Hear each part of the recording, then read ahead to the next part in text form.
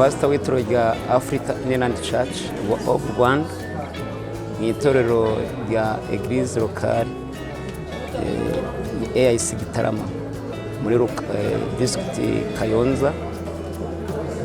Kubwa ya mahugurwa rero y'uno munsi ya CLF yanejeje kuko twavanye inyigisho zitandukanye byerekeranye n'inyigisho z'urubyiruko, uburyo bwo kururera mu Kristo, mu iterambere ndetse no mu bikorwa by'inyigisho zitandukanye no mu bumenyi, kandi tubona n'uburyo ki umuntu ashobora kubiyegereza kugira ngo urubyiruko rwacu rurusheho kuba umuntu rwamwumva kandi tukarukosoza inyigisho dukoresheje cyane cyane twifashishije Bibiliya zigendanye n'isi ya none, dushaka kuyisanisha n'isi ya kera uko mu gihe cyacu byari byifashe.